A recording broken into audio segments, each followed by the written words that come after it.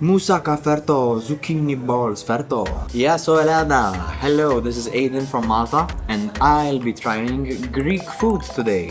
So the first dish I'm trying is, of course, a Greek salad. I have to do this, tasting everything together. Tastes like summer.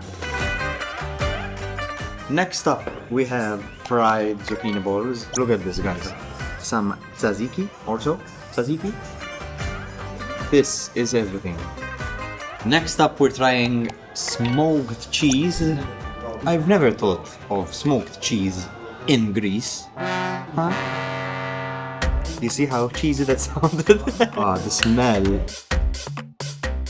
Greece, you surprised me. You have good cheese.